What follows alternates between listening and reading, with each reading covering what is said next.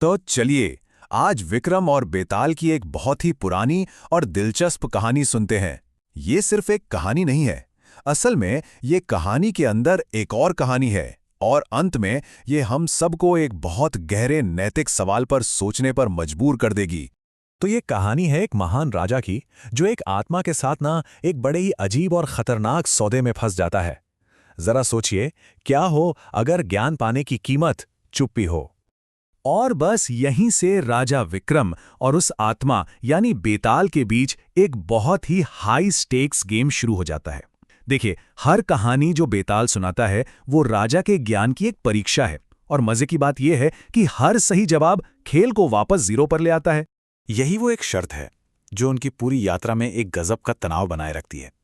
और इसी शर्त के साथ बेताल अपनी ये खास कहानी सुनाना शुरू करता है। तो कहानी शुरू होती है काशी शहर से। यहाँ वीर मुकुट नाम का एक राजकुमार रहता है, जो एक बहुत ही खूबसूरत राजकुमारी को देखता है और बस पहली नजर में ही उस पर मोहित हो जाता है। अब ऐसा नहीं है कि सिर्फ राजकुमार ही मोहित हुआ था, राजकुमारी भी उस पर फिदा हो जाती है और जाने से पहले वो इशारों में एक सीक्रेट मैसेज देती है। ये संदेश राजकुमार को तो बिल्कुल समझ नहीं आता, पर उसका जो चालाक दोस्त था उसे इसमें एक छिपा हुआ मतलब साफ साफ दिख जाता है। राजकुमार के दोस्त ने राजकुमारी के हर इशारे को बड़ी ही चतुराई से डिकोड किया। कमल को कान पर रखना, फिर उसे दांतों से काटना, पैर के नीचे दबाना और आखिर में छाती से लगाना। हर एक हरकत का एक बहुत ही खास मतलब था। उसने बताया, कान का मतलब था कर्नाटक, दांतों का मतलब राजा दंतवाट, पैर का मतलब था पद्मावती, और छाती से लगाने का मतलब था कि वो राजकुमार को अपने दिल में बसा चुकी है। बस ये संदेश समझते ही राजकुमार और उसका दोस्त फौरन कर्नाटक के लिए निकल पड़ते हैं। कर्नाटक पहुंचकर वो एक बूढ़ी औरत के घर पर रुकते हैं और किस्मत देखिए, वो औरत राजकुमारी की पुरानी धाय मां निकलती है। मतलब राजकुमारी तक संदेश पहुंचाने का इससे बढ़िया जरिया तो हो ही नहीं सकता था। राजकुमारी भी जवाब में एक और सांकेतिक संदेश भेजती है। वो चंदन में डूबी अपनी 10 उंगलियां धाय मां के गाल पर छाप देती है। दोस्त इसका मतलब तुरंत समझ जाता है। 10 दिन मतलब चांदनी रातों के खत्म होने का इंतजार करो, फिर अंधेरे में मिलेंगे। तो राजकुमार और राजकुमारी आखिरकार मिल जाते हैं और राजकुमार 1 महीने तक महल में ही छिपकर रहता है। लेकिन जब राजकुमार को अपने दोस्त की याद सताती है तो वो उससे मिलने का प्लान बनाता है। राजकुमारी भी अच्छा बनने के लिए दोस्त के लिए एक खास खाना तैयार करती है, पर इस खाने में एक बहुत ही खतरनाक राज छिपा था। लेकिन दोस्त को पता चल जाता है कि खाने में जहर है। राजकुमारी उसे रास्ते से हटाना चाहती थी ताकि राजकुमार पर सिर्फ और सिर्फ उसका हक रहे। यह उसके प्यार का एक खतरनाक और बहुत ही ज्यादा पॉजेसिव पहलू था।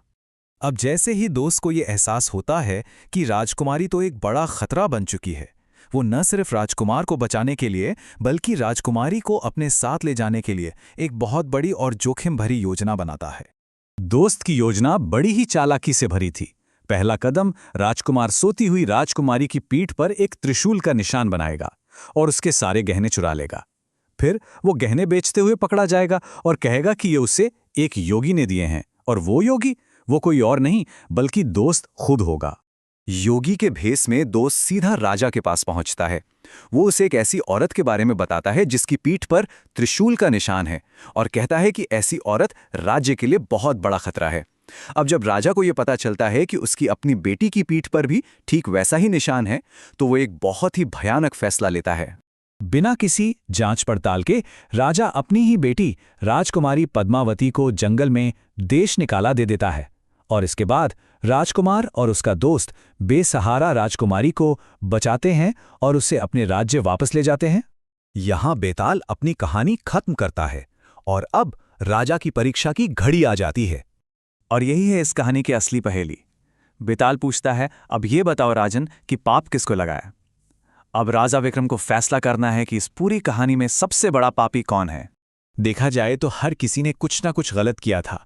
राजकुमार ने धोखे का साथ दिया, राजकुमारी ने तो हत्या की कोशिश की, दोस्त ने राजा को धोखा दिया और राजा ने अन्याय किया। लेकिन सवाल यह है कि सबसे बड़ा पाप किसका था। राजा विक्रमादित्य, जो जवाब जानते थे और बेताल के श्राप से बंधे हुए भी थे, बोलने के लिए मजबूर हो जाते हैं। विक्रम घोषणा करते हैं, पाप राजा का है। उनकी नज़र में असली जिम्मेदारी उनकी नहीं है जिन्होंने जुनून या वफादारी में काम किया, बल्कि उसकी है जिसके हाथ में सत्ता थी। राजा का सबसे बड़ा कर्तव्य था सोच समझकर न्याय करना, लेकिन उसने क्या किया? उसने एक अजनबी की बात पर आंख मूंद कर भरोसा कर लिया और बिना किसी जांच के अपनी ही बेटी को सजा दे दी। एक शासक के तौर पर यह उसकी सबसे बड़ी नाकामी थी। और यही इस कहानी की सबसे बड़ी सीख है, जो आज भी उतनी ही सच है, कि जिम्मेदारी का बोझ उन पर सबसे ज्यादा होता है जो सत्ता में होते हैं, जिनके पास अधिकार होता है। लेकिन विक्रम बोल पड़े और वादे के मुताबिक बेताल वापस पेड़ पर उड़ गया। इसका मतलब राजा को ज्ञान की कीमत अपने लक्ष्य को खोकर चुकानी पड़ी।